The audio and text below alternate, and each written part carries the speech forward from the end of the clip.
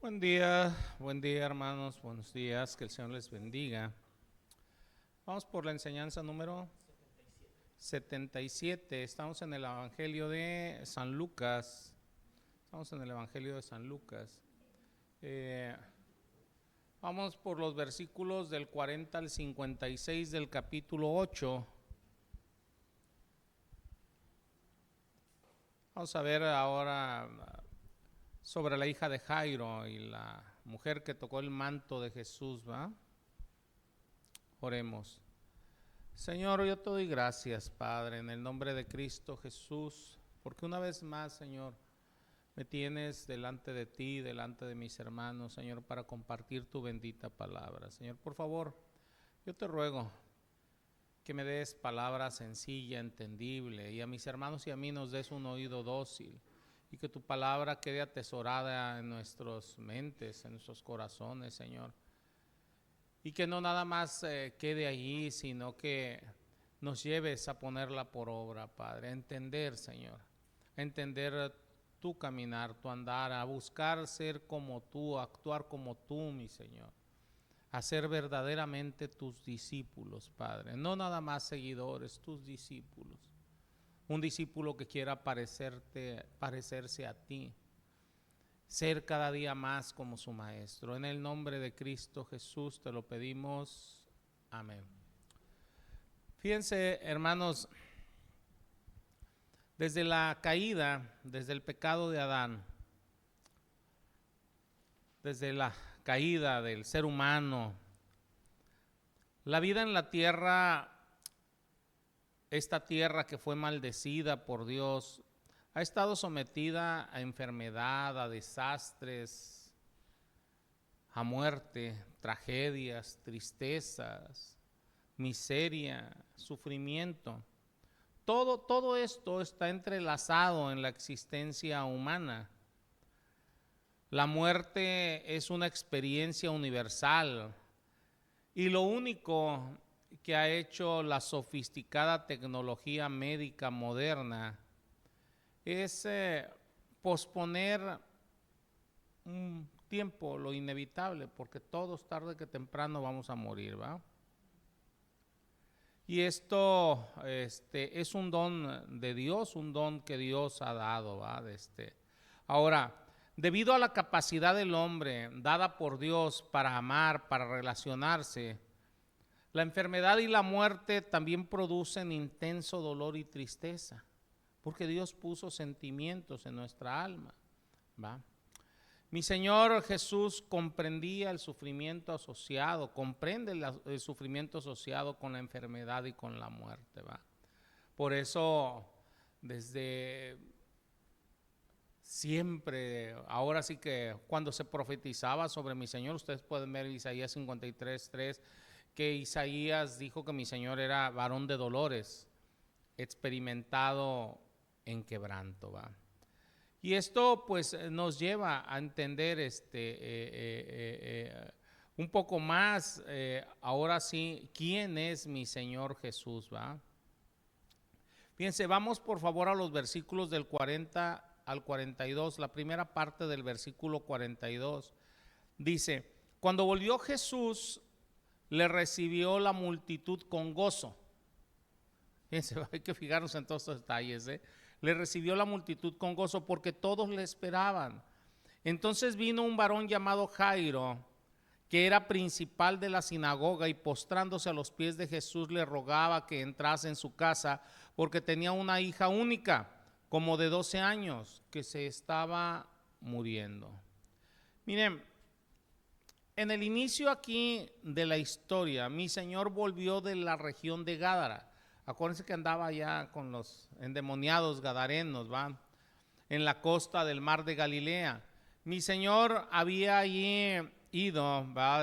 En busca de alivio de las siempre presentes multitudes que lo seguían a donde quiera que él iba.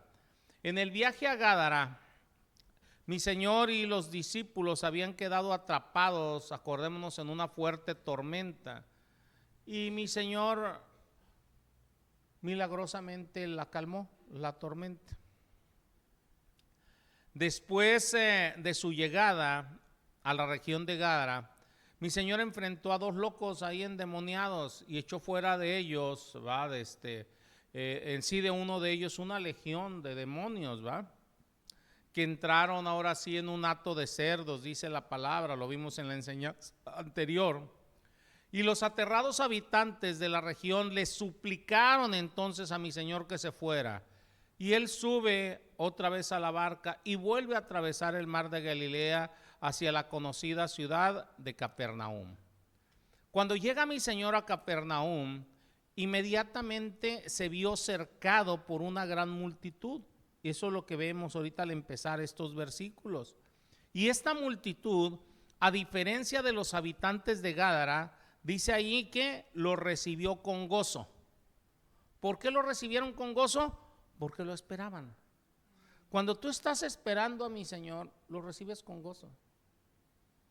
Cuando no lo estás esperando, inclusive quieres que se vaya, como los habitantes de Gádara. El pecado, o sea, te va a alejar del Señor y va a alejar al Señor de ti. Muchos en esta multitud eran lisiados, ciegos, sordos, gente plagada por una diversidad tremenda de enfermedades. Y ellos habían estado esperando ansiosamente el regreso de mi Señor Jesús con la esperanza de recibir sanidad. Mi Señor para ellos era un héroe, ahora sí, para los ya curados, y para algunos era una celebridad. Otros estaban cautivados por las milagrosas señales que él realizaba y además esperaban que mi Señor usara su poder para liberarlos del yugo de la ocupación romana. A diferencia de la mayoría de los dirigentes religiosos de Israel que evitaban a la gente para que no los contaminaran, mi Señor Jesús no dejaba de tratar con la gente, solo se recluía de vez en cuando para descansar e impartir mayor comprensión e instrucción a las personas, a sus discípulos, ¿va? O para pasar tiempo a solas en comunión con el Padre. Aparte de estas ocasiones, todo el ministerio de mi Señor, lo podemos ver, lo pasaba en público, mezclándose a diario con las personas en las calles, en las ciudades, en las aldeas, en los campos, junto a la costa del mar de Galilea, en cualquier otro lugar donde las multitudes se reunían. Ahí iba mi Señor Jesús. Al sumo sacerdote Anás, mi Señor le declaró: yo públicamente he hablado al mundo, siempre he enseñado en la sinagoga. Eso lo podemos ver en Mateo 4:23 o en Mateo 9:35. Mi Señor dice: he enseñado en el templo, Juan 7:14. Donde se reunían ahora sí todos los judíos, mi Señor dice: yo nada he hablado en lo oculto. Ahora, esto es coherente con su propósito de venir al mundo a predicar el mensaje de arrepentimiento y de perdón. Ese perdón a través, ahora sí, del arrepentimiento, ¿va? Al creer en su evangelio.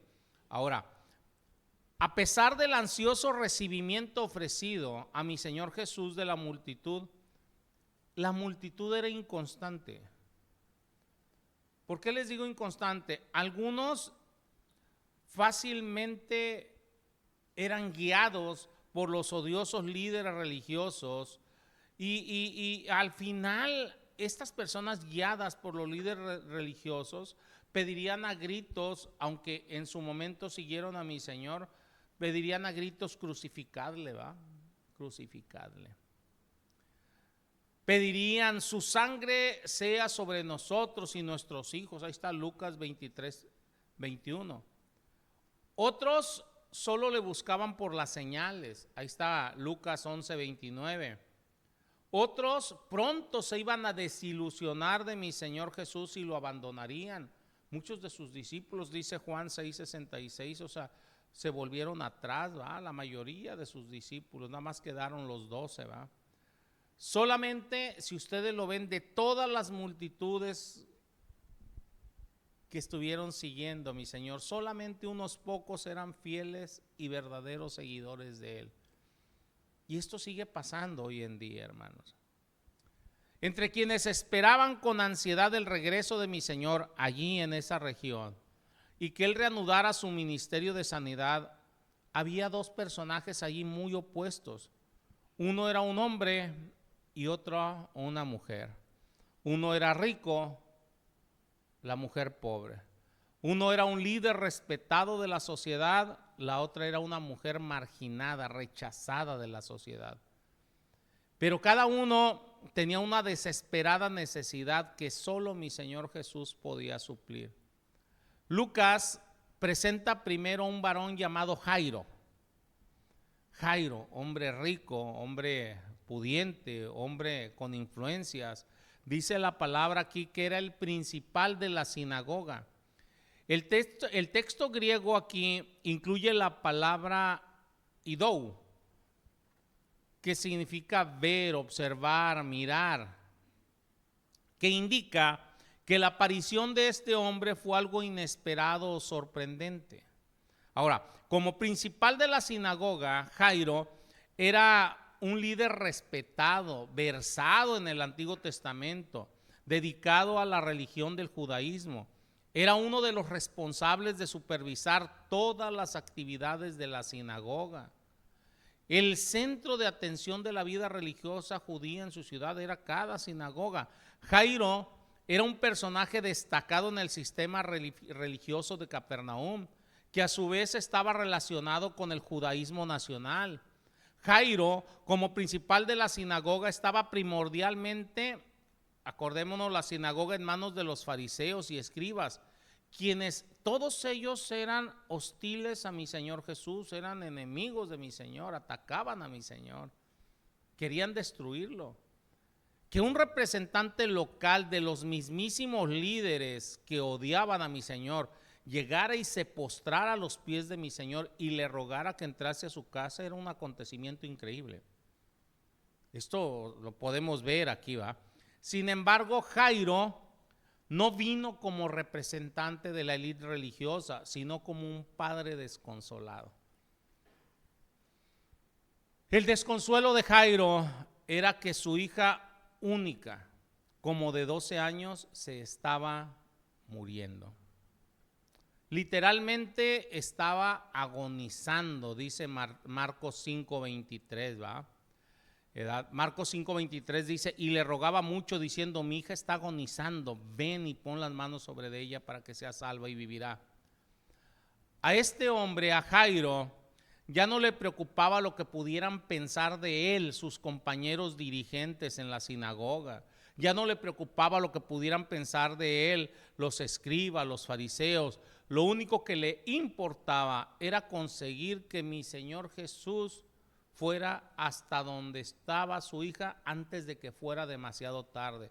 Repito, la niña ya estaba agonizando.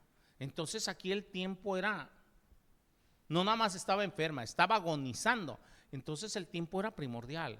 Esto es muy importante que lo veamos aquí. Mi Señor había realizado ya antes muchos milagros en Capernaum. Vimos algunos de ellos ahí en Lucas 4 del 38 al 40. Uno de los cuales fue expulsar un demonio de un hombre en la sinagoga. Ahí están los versículos del 33 al 35 del capítulo 4. Esto quizás había sido presenciado por Jairo, porque acordemos que Jairo era el principal de la sinagoga y esto fue hecho en la sinagoga. El rumor también de que mi Señor había resucitado un muerto, ¿va? Un joven, ahora sí en Naín, ¿va? Pues debió de haber llegado también a Jairo. Eso pasó en Lucas en el capítulo 7 del 11 al 15, ya lo vimos. Puesto que Naín estaba solamente a 30 kilómetros de distancia, ¿va? Sin duda, había llegado a Capernaum y había hecho a Jairo consciente del poder de mi Señor Jesús. Ahora, tal información lo llevó a creer que mi Señor Jesús podía sanar a su hija. Quizás a diferencia del joven rico, Jairo vino a mi Señor humillado por la realidad de su propia indignidad, mientras que de manera desesperada buscaba ayuda para su hija. Esto debió de haberse sentido ahora sí como un alivio y el poder encontrar a mi Señor Jesús, ¿va? Pero fíjense, aquí yo creo que un alivio más grande, es que encontrar a mi Señor Jesús y que Él esté accesible. Que Él esté accesible. Esto es un punto, ahora sí, a estar observando constantemente en mi Señor, porque mi Señor es accesible a todos. Hay muchos líderes que no son accesibles a las personas, ¿va? Ahora, dice ahí en el versículo 42, en la segunda parte, dice, y mientras iba, o sea, mientras iba Jairo, mientras iba mi Señor, ¿va? A la casa de Jairo, ¿va? Mi Señor no solo era accesible para las multitudes, sino que también estaba disponible para los individuos, Tras oír la desesperada súplica, mi Señor Jesús fue con Jairo, fue con el hombre. Me voy a regresar tantito a que mi Señor Jesús era accesible para las multitudes, pero no nada más para las multitudes, sino también para los individuos. Hay congregaciones, o sea, grandes, ¿va? O sea, que llega gente constantemente, ¿va? Y constantemente están haciendo llamados, ¿va? Al frente, o sea, para acceder a la multitud. Pero en la mayoría de los casos, desgraciadamente, se olvidan de los individuos. Yo en lo personal, yo prefiero la oración personalizada, o sea, la necesidad de cada quien, que una oración colectiva. No que no haga oraciones colectivas, está por decir la oración que hacemos al principio, ¿va? Rogando por los enfermos, ¿va? A nivel general y todo, ¿va? Pero yo viendo a mi Señor Jesús, he aprendido de mi Señor, ahora sí, que me gusta más, o sea, y les he dicho, si alguien tiene una necesidad, arrímese, ¿va? O sea, personalmente, ¿va? Pero bueno, mi Señor, tras oír la desesperada súplica, se fue con el hombre. A pesar de las implacables exigencias de la multitud que constantemente lo rodeaba, mi Señor pasaba tiempo con individuos. Los evangelios están llenos de historias de hombres. Les pido un favor, si quieren, pásense para acá porque están revisando, creo, el internet ya ahorita.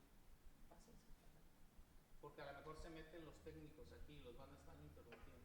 ¿Sí, verdad? ¿Todavía no vienen? Ah, pensé, como te he estado viendo ahí. Bueno.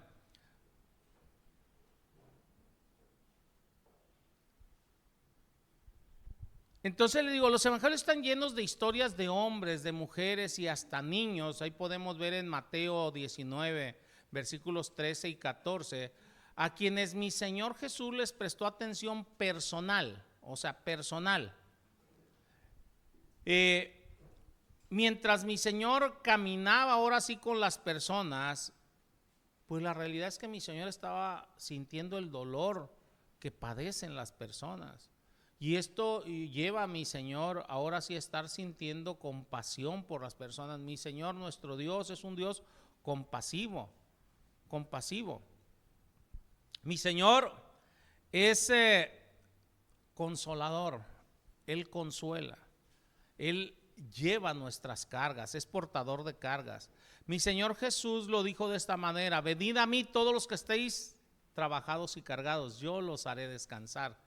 Llevad mi yugo sobre vosotros y aprended de mí, que soy manso y humilde de corazón, y hallaréis descanso para vuestras almas, porque mi yugo es fácil y ligera mi carga. Ahí está en Mateo 11 del 28 al 30.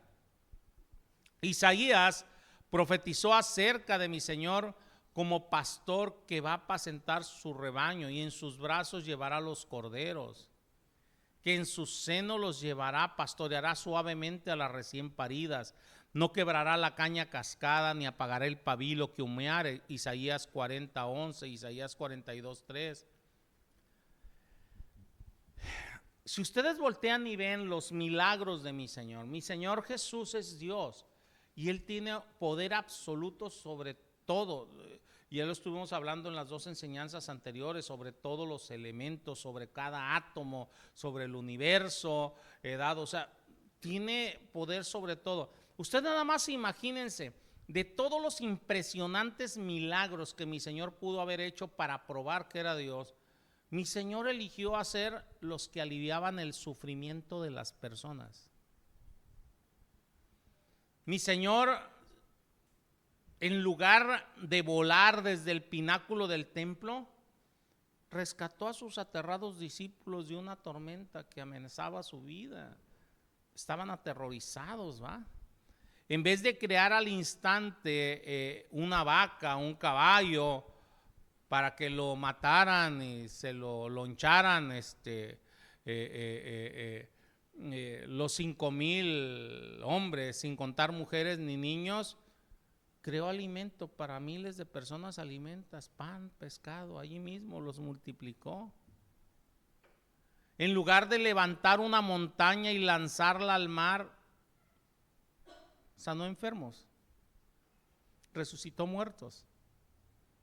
La acción de milagros que mi Señor hizo reveló no solo su deidad, sino su compasión y su misericordia hacia nosotros. Ustedes vayan analizando los milagros en la vida. Entonces, repito, no nada más revelan su deidad, sino que revelan su misericordia, su compasión hacia nosotros, ¿va? El corazón de Jairo, si ustedes lo notan aquí, estaba destrozado. Los que somos padres, ustedes nada más imagínense, no nada más ver a su hijo o a uno de sus hijos enfermo, sino agonizando. O sea, yo no me puedo imaginar, o sea, ahora sí, el corazón destrozado de un padre viendo a un hijo agonizar, ¿va? O sea, no puedo imaginarlo. Entonces, el corazón de Jairo estaba en este momento destrozado. Por eso es que a Jairo no le preocupaba nada de lo que hubieran pensado los líderes religiosos del lugar, ¿verdad?, acerca de mi Señor, ni de lo que pudieran pensar de él por ir a buscar a mi Señor, ¿verdad?, por postrarse delante de él. ¿Por qué? Porque él tenía una desesperada necesidad. Muchas veces no entendemos ese punto. A la mayoría de los que seguimos a mi Señor nos ha tomado en un momento en que estuvimos con una desesperada necesidad de lo que ustedes quieran.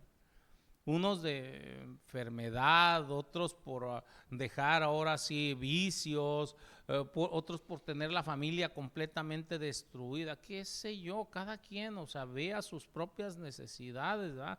Pero la mayoría del Señor nos tomó ahora sí teniendo necesidades tremendas, ¿verdad?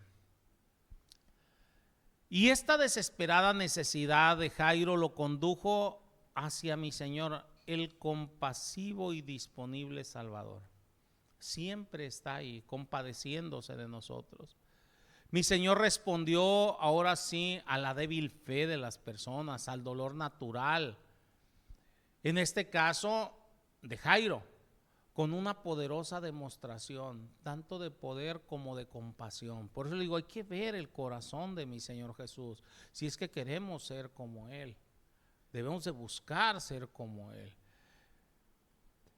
Ahí en el versículo 42, la tercera parte, al versículo 44 dice, la multitud le oprimía. La multitud le oprimía. Pero una mujer que padecía flujo de sangre desde hacía 12 años y que había gastado en médicos todo cuanto tenía y por ninguno había podido ser curada, se le acercó por detrás y tocó el borde de su manto y al instante se detuvo el flujo de su sangre. No sé si puedan imaginarse esta escena. Mientras mi Señor iba esforzándose entre la multitud para ir con Jairo, mi Señor encuentra ahí un obstáculo, ¿va? Un obstáculo en esta mujer. El obstáculo de la multitud que le oprimía y el obstáculo aquí de la mujer. Ustedes no sé si pueden imaginar la espesa masa de cuerpos allí inmóviles, porque todos querían captar la atención de mi Señor Jesús. La ansiedad, la frustración de Jairo al mismo tiempo, porque su hija estaba agonizando. Y Jairo sabía que todo eso, simplemente la multitud que no los dejaba caminar, todo eso era retraso para que mi Señor Jesús llegara ahora sí a su casa. Esos instantes debieron de haber sido intensísimos para Jairo, ¿va? Todo momento que pasaba acercaba más a la muerte a su amada hija, ¿va? No sé si ustedes hayan estado en un asunto así donde tengan que llevar a algún enfermo al hospital o donde hayan sido llevados, o sea, son desesperantes esos momentos y luego llegas o sea, y que no te atiendan inmediatamente, ¿va? Mi esposa les puede hablar de eso cuando me infarto, ¿va? O sea, cómo iba ella, ¿va? Y cómo al llegar al hospital, o sea, simplemente al ver que me ponían en una camilla por fuera y que no había lugar adentro, ¿va? Pero bueno,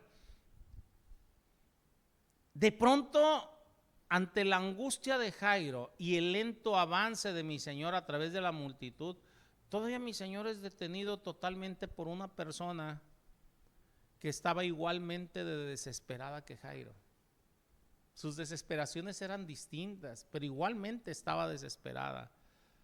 Dice la palabra que una mujer que padecía de flujo de sangre desde hacía 12 años y que había gastado en médicos todo lo que tenía y que ninguno había podido sanarla, se le acercó por detrás y tocó el borde de su manto. Este retraso que la mujer causó podía haber sido fatal para la hija de Jairo.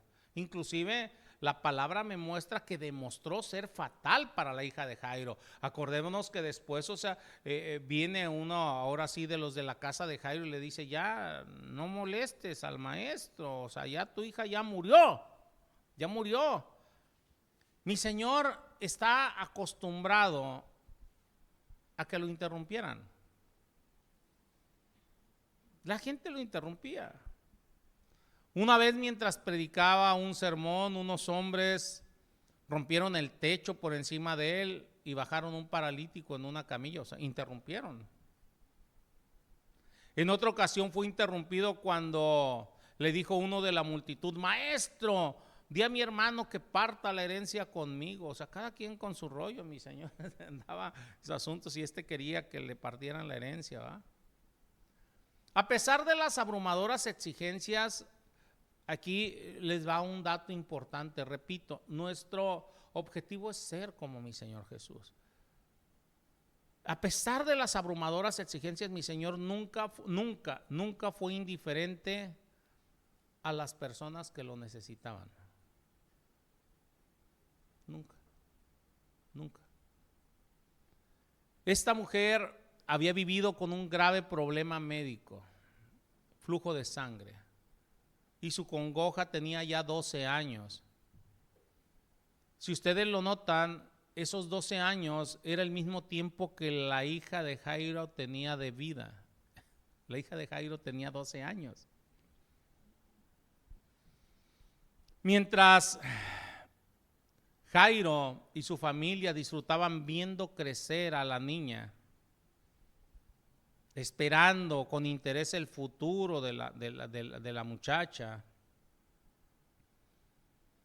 estaba esta otra mujer soportando esos 12 años, aflicción, sufrimiento. La condición de esta mujer le produjo varias consecuencias físicas, ¿va? Mujeres, o sea, que han tenido flujo por un tiempo entienden de esto, ¿va? Un sangrado continuo produce fatiga, falta de fuerzas por la pérdida de sangre, temor de que la condición al final pueda ser inclusive fatal, inclusive en algunos casos dolor constante. Pero si nosotros nos remontamos a la época de mi Señor Jesús, las secuelas sociales eran más graves. Hoy en día las secuelas sociales de un flujo de sangre no hay secuelas sociales, pero en aquel entonces sí, y eran más graves, les repito. Fíjense, Levítico capítulo 15 del 19 al 27, o sea, nos habla del flujo de sangre. Dice, cuando la mujer tuviese flujo de sangre y el flujo fuese en su cuerpo, 7 días estará apartada y cualquiera que la tocare será inmundo. Todo aquello sobre que ella se acostare será inmundo. Mientras ella estuviese separada será inmundo. O sea, hermanos, o sea, las consecuencias de esto eran tremendas. Una mujer con un problema de sangrado, o sea, vean completamente ustedes del 19 al 27, no me quiero ahora sí detener en analizar el versículo, nada más se lo estoy dando para que vean el porqué. Una mujer con un problema de sangrado como el de ella, la hacía ceremonialmente impura. O sea, no podía entrar a recibir instrucción, no podía estar en un lugar recibiendo instrucción, mientras esa condición persistiera, y ella ya tenía 12 años. Ella no podía ir al templo, no podía asistir a la sinagoga, nadie en su familia podía tocarla. Repito, vean los versículos de Levítico. Todo lo que ella o su familia tocaran quedaba ceremonialmente impuro. En pocas palabras, esta mujer ya era una marginada, tanto en la sociedad como de su propia familia, como si tuviera lepra, pero viviendo entre la gente, ¿va? Era una marginada. Su situación, la situación de esta mujer era desesperada, ya que como ocurría con muchos en ese tiempo, había gastado en médicos todo cuanto tenía y nadie había podido curarla, nadie. Ustedes se imaginan 12 años, dinero que caía, dinero que se iba en médicos y nadie. La sanidad de esta mujer estaba más allá del limitado conocimiento médico de esa época. Todos sus desesperados intentos de hallar alivio solo le habían acrecentado el sufrimiento, nada más. Ella, como Marcos registra, ahí en Marcos 5:26 dice, y había sufrido mucho de muchos médicos y gastado todo lo que tenía y nada había aprovechado, antes le iba peor. Si ustedes se pusieran a analizar, hermanos, los antiguos e inútiles tratamientos prescritos para mujeres en su condición eran inclusive muy extraños, ¿va?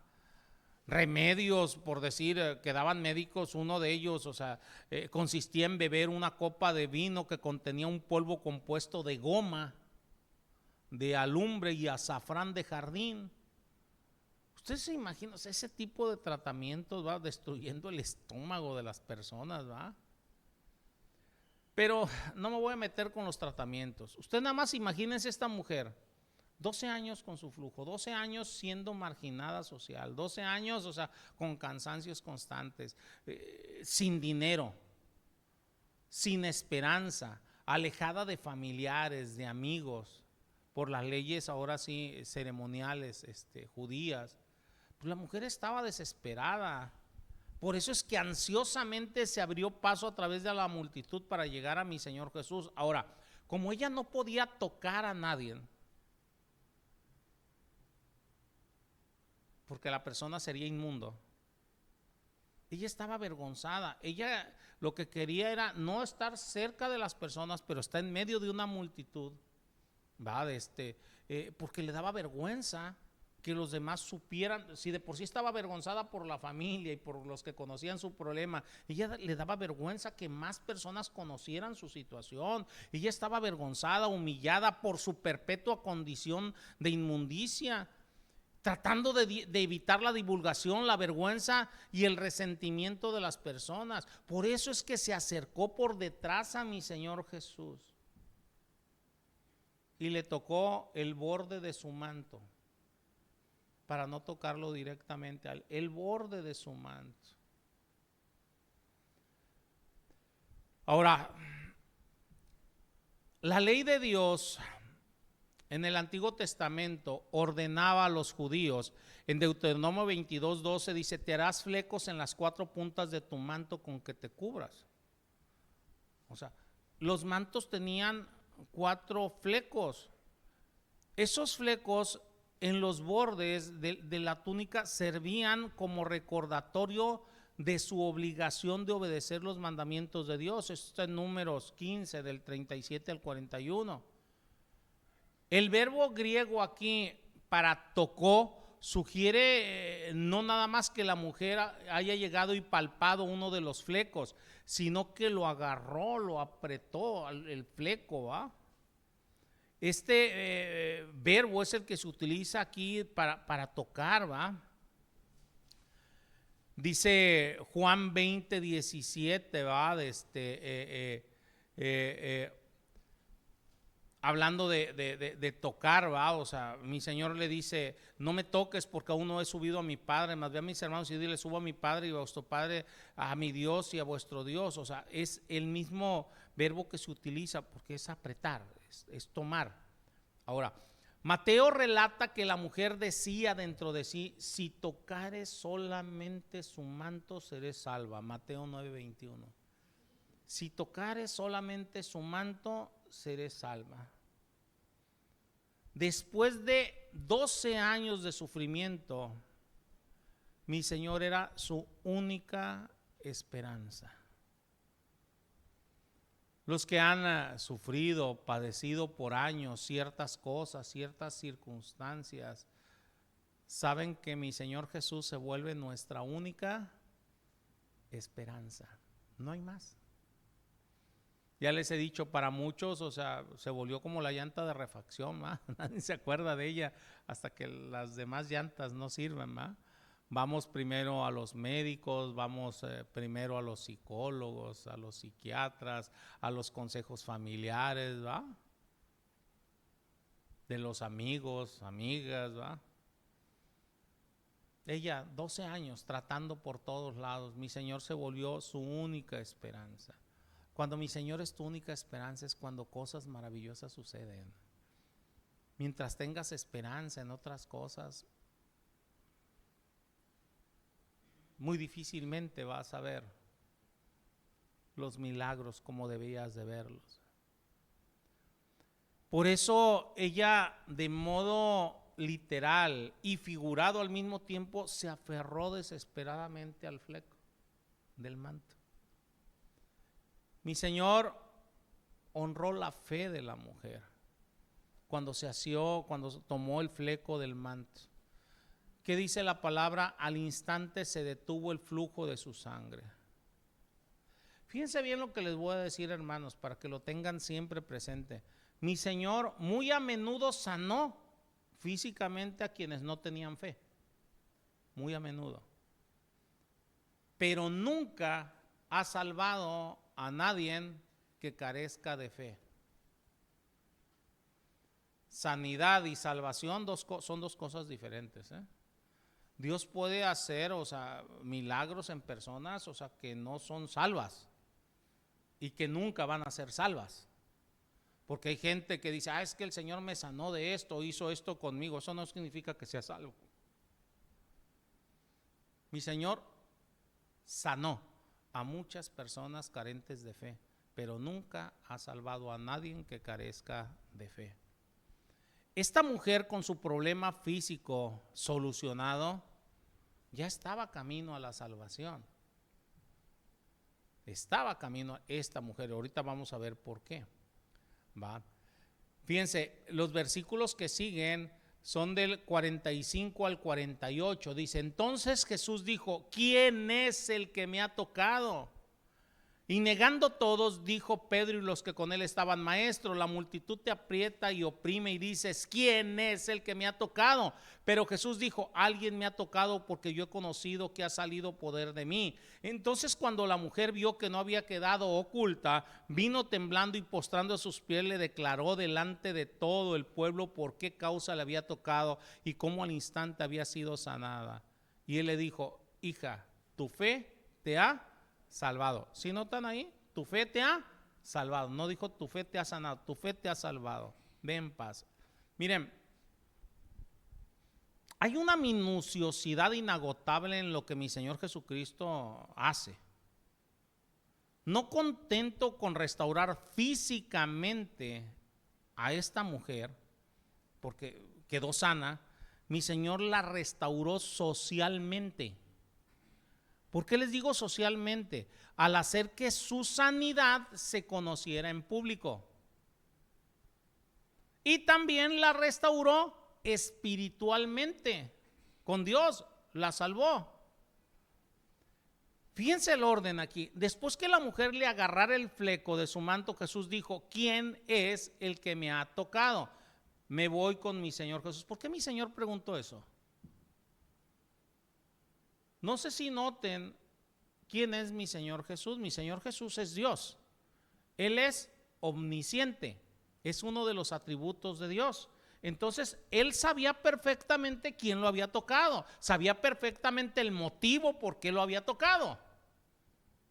Entonces, ¿por qué la pregunta quién me ha tocado? Repito, el Señor omnisciente no está pidiendo información.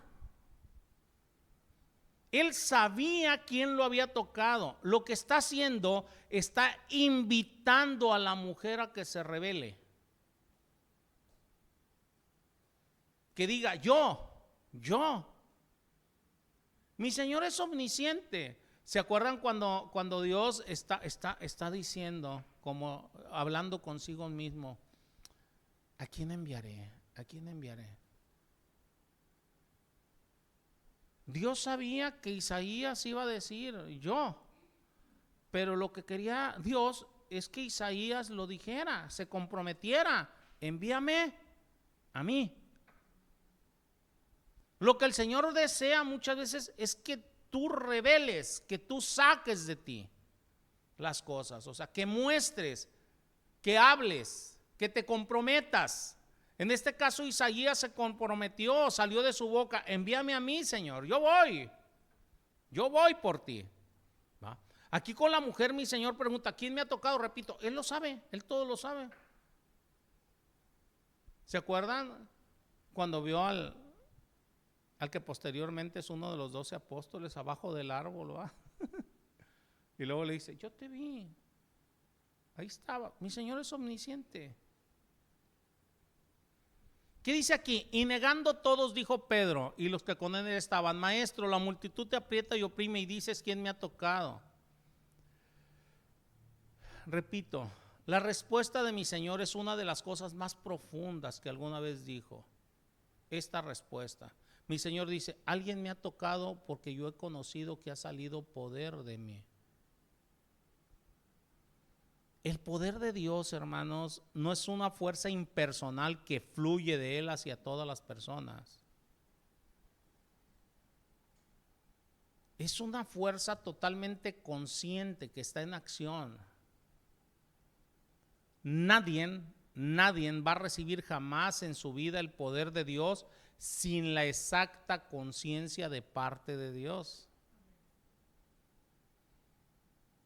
Si mi Señor permitió ahora sí que saliera poder de Él, no nada más es que saliera inconscientemente el poder de Él, ¿va? Acuérdense que la multitud lo estaba apretando, entonces hubiera salido poder hacia todos lados, ¿va? Salió conscientemente poder de Él hacia ella para sanarla, porque también sabía la necesidad de ella. Él todo lo sabe. La misma palabra dice que Dios conoce lo que vamos a decir antes de que salga por nuestra boca, ¿o no? A veces nosotros tenemos que entender esto. Si ustedes ven, dice aquí la palabra: cuando la mujer vio que no había quedado oculta, ¿qué fue lo que hizo? Vino temblando, con un temor reverencial, y se postró a los pies de mi Señor en una acción de homenaje y adoración. Y ella entonces declara, y lo tuvo que declarar públicamente delante de todo el pueblo, por qué causa le había tocado y cómo al instante había sido sanada. Ahí debió de haber habido gente que la conocía y todo, ¿ah? Entonces la está restaurando públicamente. Le está dando una restauración social.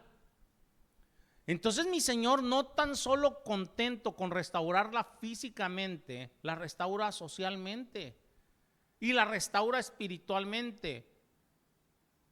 Mi Señor le dijo, aquí hay otro dato muy interesante, es en el único lado de los evangelios que utilizó esta palabra para dirigirse a una mujer. Le dijo: hija, tu fe te ha salvado. A ninguna otra mujer en todos los evangelios se refiere llamándole hija. Es en el único lado que se refiere a una mujer llamándole hija. Le dije, hija, tu fe te ha salvado. Ve en paz. La frase te ha salvado se traduce de una forma del verbo sozo, que es el término común del Nuevo Testamento para salvación, para esa salvación que Dios nos da espiritualmente. Esta misma frase en el texto griego aparece en Lucas 7:50, donde claramente se refiere a la salvación del pecado. También se usa en Lucas 17:19, escuchen bien, para describir a uno de los 10 leprosos que volvió para adorar a mi Señor Jesús. Los 10 leprosos todos fueron sanados, ¿se acuerdan, va? Ahí en Lucas, bueno, han leído Lucas 7:19. Pero solo uno regresó a adorar a mi Señor y solo él fue salvo. Solo a él le dijo, tu fe te ha salvado. Fíjense, 10 fueron sanados y solo uno fue salvo de los leprosos. ¿Sí se dan cuenta que mi Señor sanó a muchos, pero no todos fueron salvos?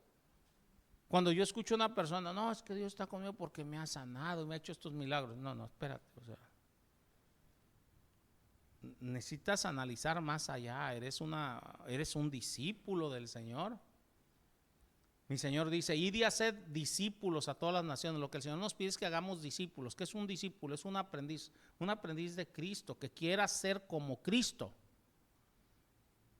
que busque tener el carácter de Cristo, busque actuar como Él, o sea, hacer las cosas como Dios. Bueno, ese es otro tema.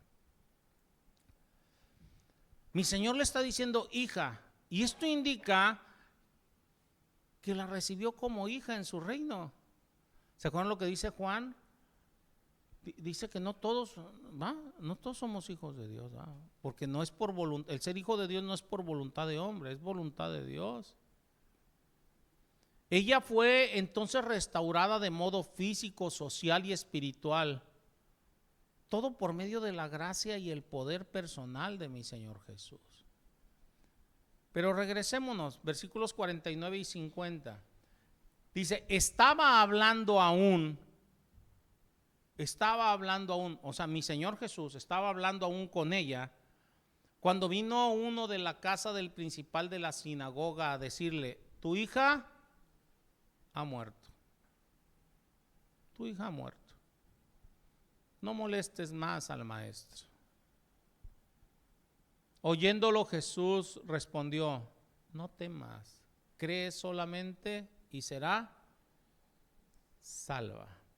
Otra vez, aquí está utilizando salvación, no está utilizando sanidad. No le dijo, cree y va a ser resucitada, o cree, no, está utilizando la palabra salva.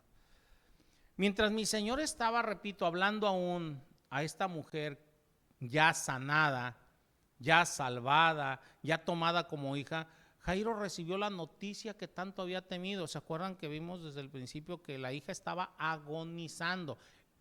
Cada instante era primordial. Vino aquí uno de su casa y le dijo, tu hija ha muerto.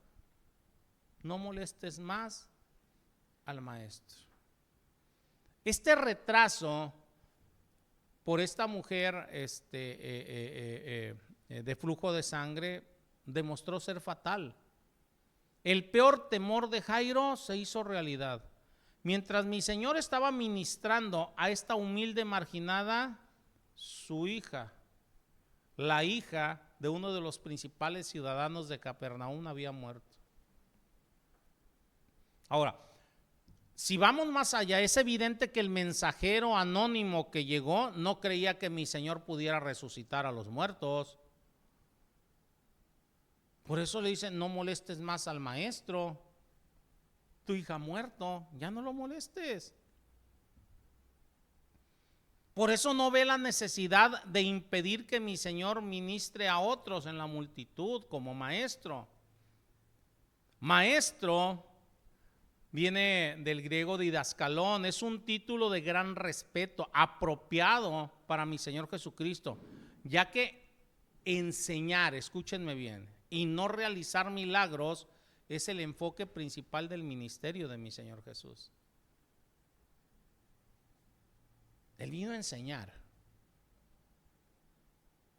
Obra milagros, Él todo lo puede, pero el enfoque principal siempre es enseñar. Fíjense, Mateo 1:38 dice, vamos a los lugares vecinos, está diciendo mi Señor, para que predique también allí, porque para eso he venido. Mi Señor vino para predicar, para enseñar. Aunque Lucas no lo registra en este momento, pero Jairo le dice a mi Señor Jesús en Mateo 9:18, mi hija acaba de morir, mas ven y pon tu mano sobre ella y vivirá. Eso está en Mateo 9:18. A diferencia del mensajero, Jairo creía que mi Señor tenía el poder para resucitar a los muertos, como había hecho mi Señor ya con el joven de Naín, en Naín. Cuando mi Señor oyó el informe sobre la muerte de la hija de Jairo, le responde a Jairo, no temas, no temas, cree solamente y serás salva, cree, no temas. Hermano, yo veo a mi Señor hablando aquí y veo a mi Señor hablándote a ti, hablándome a mí. Hey, no temas, no temas, no temas. ¿Sí supieron del choque de ayer aquí afuera? Salió hasta en internet y eso, lo del choque. Ahí están los dos postes, el impacto fue tremendo. El poste de concreto, o sea, se llevó un tramo grande de concreto, quedaron dobladas las varillas, todo. ¿Verdad?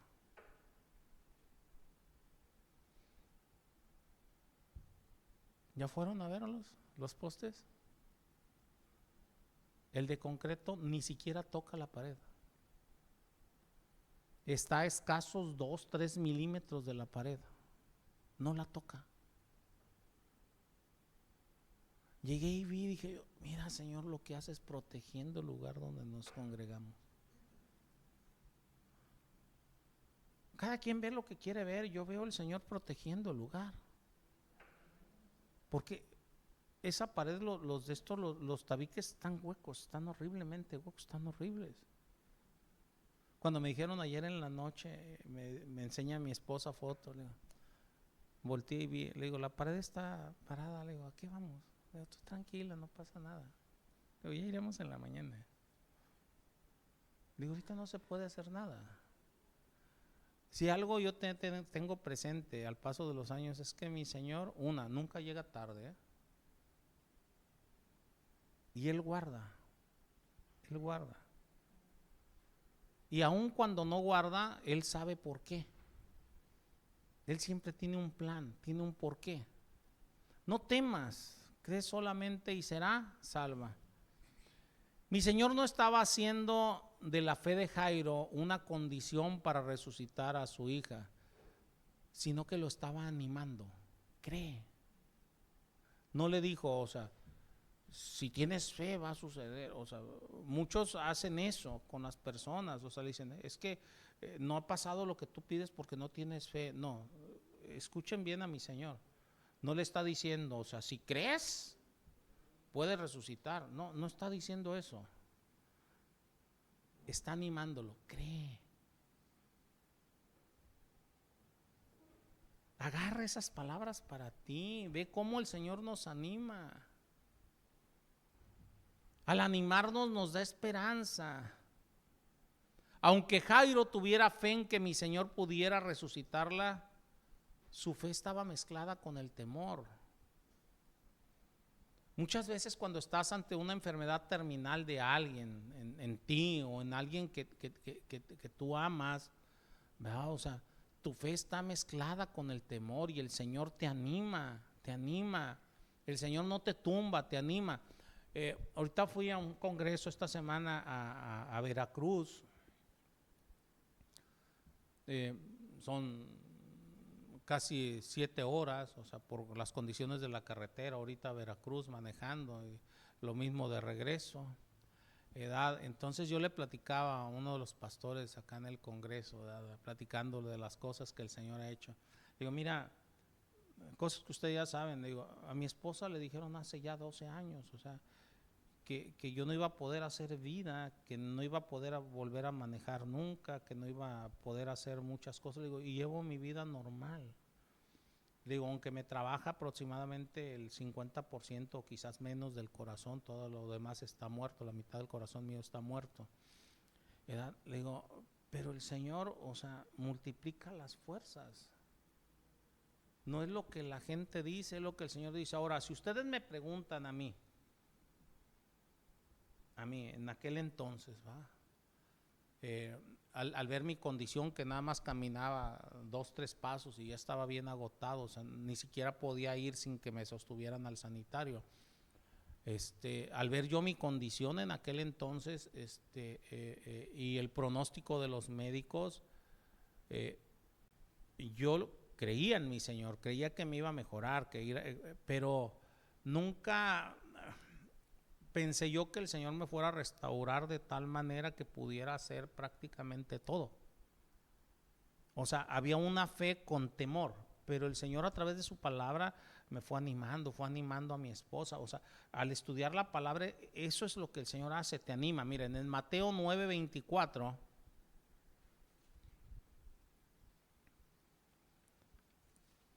dice, e inmediatamente el padre del muchacho clamó y dijo, creo, ayuda a mi incredulidad. Fíjense bien lo que está diciendo, ¿eh? Está diciendo creo, pero al mismo tiempo le está diciendo a mi Señor, ¿ayuda qué? Mi incredulidad. O sea, ayúdame, porque a pesar de la fe que tengo temor. Hay miedo.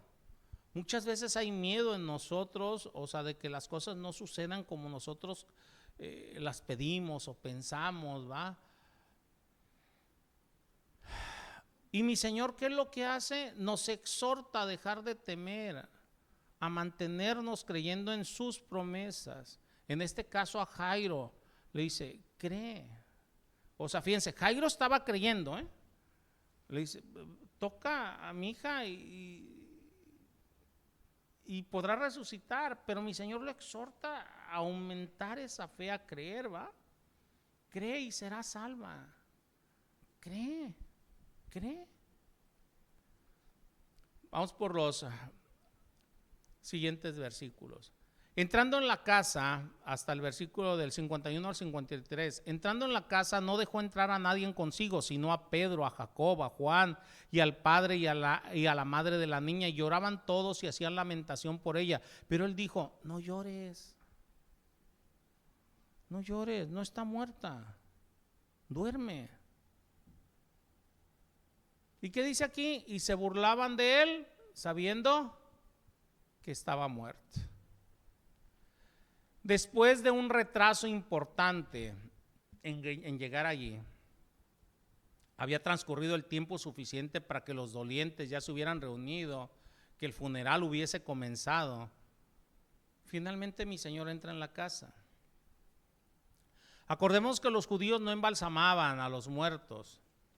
Aquí en este caso, por el tiempo que había transcurrido, ellos ya habían avisado a los dolientes que la niña pues estaba muerta, en contraste con los funerales modernos, que por lo general son silenciosos, sombríos y tranquilos. Un funeral judío del siglo I era una escena de caos, un caos controlado, pero era caos. Ahí estaban los dolientes, tanto los familiares, amigos, los seres queridos, como las plañideras tradicionales contratadas. Las plañideras eran lloradoras profesionales. Esas plañideras a este momento ya deberían de haber estado gritando y gimiendo en voz alta, rasgándose la ropa. Otros estarían tocando música, una música disonante con flautas agudas, y el resultado final debió de haber sido ya una cacofonía de confusión.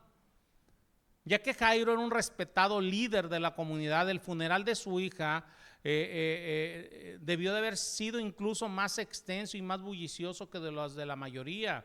Ahora, una vez en la casa, mi Señor llega y no deja entrar a nadie consigo, sino a Pedro, a Jacob, a Juan y al padre y a la madre de la niña.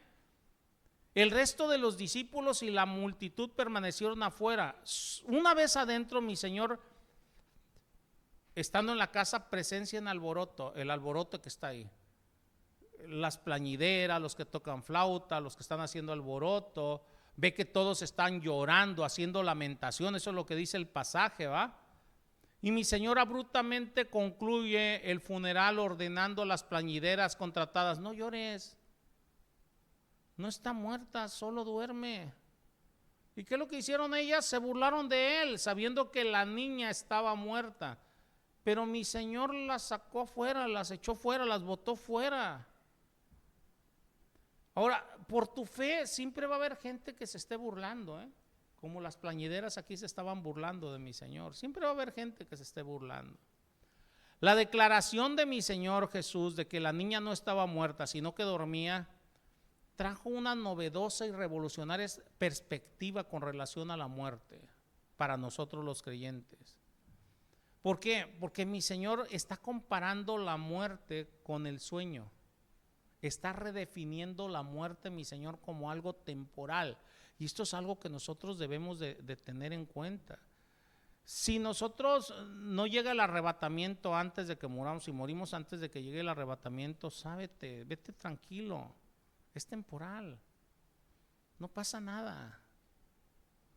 Por eso dormir dentro de la palabra se usa como una metáfora para que duerme el cuerpo. Está durmiendo tu cuerpo, aunque tu cuerpo se deshaga y se vuelva polvo, eso es a lo que se está refiriendo, ¿va? Pero aunque el cuerpo duerme, no me puedo meter a versículos que hablan de que duerme una persona cuando muere, ¿va? Pero bueno, nada más les voy a dar uno, ¿verdad? Corintios 11, de 30 dice: por lo cual muchos enfermos y debilitados, hay muchos enfermos y debilitados entre vosotros y muchos duermen. O sea, se está refiriendo a gente, o sea, que ya murió, ¿va? Pero entre los creyentes. Pero aunque el cuerpo duerme de manera temporal en la muerte, el alma no lo hace. Y muchos confunden que el cuerpo y el alma ahí son lo mismo y dicen: no, es que ya no tienen, los testigos de Jehová son de esos que dicen: no, es que ya no tienen conciencia.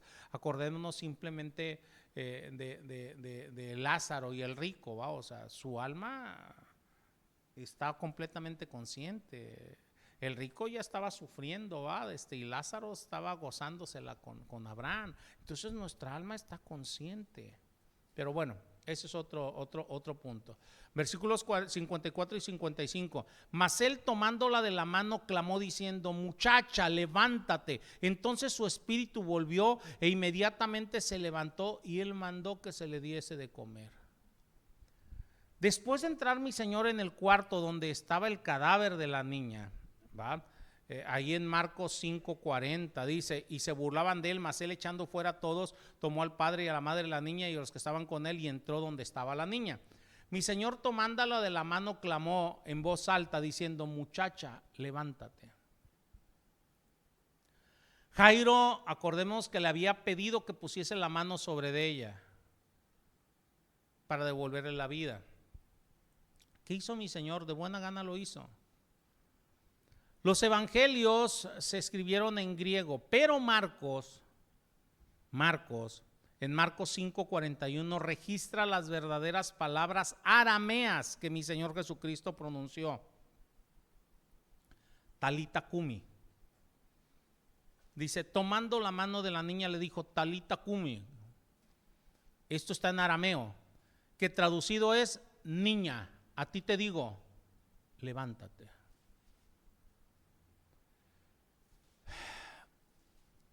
En la enseñanza pasada y la antepasada estuvimos viendo cómo el Señor tiene poder sobre todo y todo le obedece, ¿sí? Por eso le obedecen los vientos, le obedece la tierra, le obedece las aguas, le obedecen los astros en el cielo, o sea, le obedece cada célula tuya, le obedece cada átomo, ¿va? Todo le obedece, todo le obedece. Por eso mi Señor llega y reprende a una de las enfermedades, reprendió a la temperatura, a la calentadura de la suegra de Pedro, llegó y reprendió a la enfermedad, ¿va? O sea, todo le obedece. A esta niña llega y le dice, o sea, Talita Kumi, niña, a ti te digo, levántate. ¿Qué hizo el espíritu de la niña? Regresa a la niña, vuelve a la niña, se vuelve uno con la niña otra vez. El espíritu ya no estaba allí, por eso el cuerpo estaba muerto, pero regresa el espíritu y la niña ¿qué? Se levanta. Hermanos, a mi Señor Jesús, Él es Dios, todo le obedece.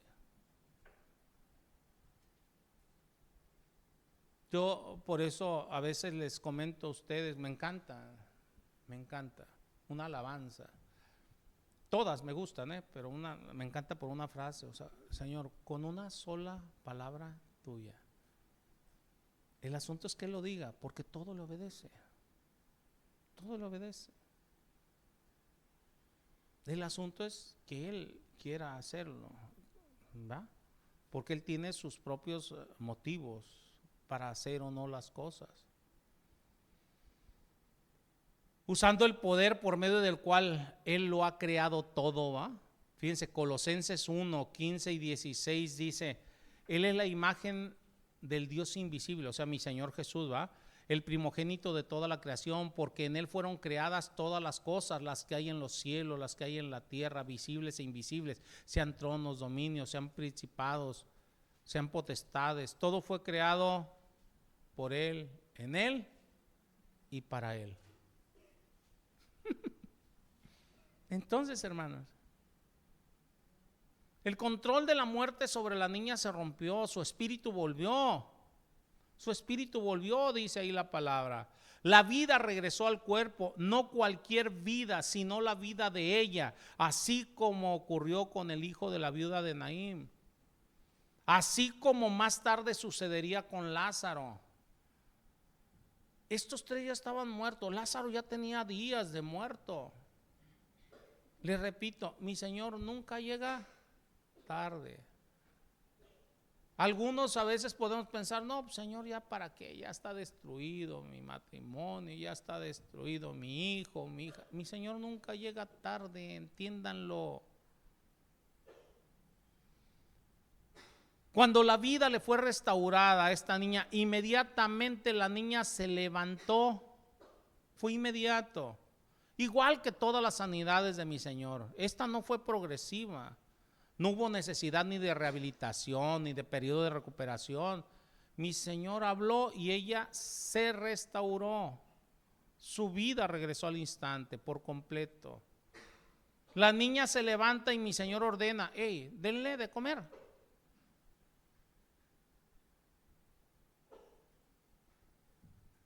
Cuando yo volteo y veo esto, denle de comer. Veo la preocupación tierna de mi Señor Jesús, una preocupación compasiva. Mi Señor siempre tiene compasión de nosotros, está viendo por sus necesidades inmediatas. Denle de comer, tiene hambre.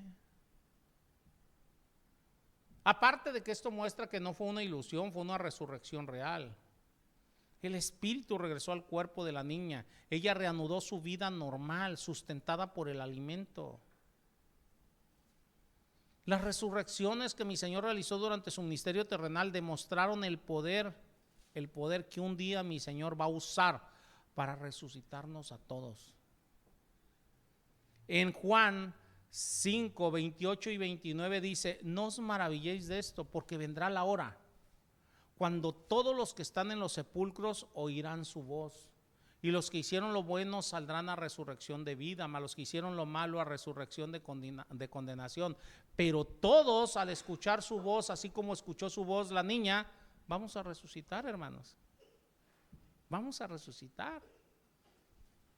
Unos para salvación, ¿va? Para estar con Él, otros para condenación, pero todos vamos a resucitar. Los cuerpos de los incrédulos, los que no, ahora sí creyeron en mi Señor, van a resucitar para después, ser mandados al infierno. Pero nosotros como creyentes no debemos de temer la muerte, hermanos, porque vamos a resucitar para estar con mi Señor. Amén. Oremos. Señor, yo te doy gracias, Padre, en el nombre de Cristo Jesús, por tu bendita palabra, Padre. Gracias por mostrarte cada vez más a nosotros, por mostrar cómo eres tú, por mostrar tu compasión, tu misericordia para con todos nosotros, Padre.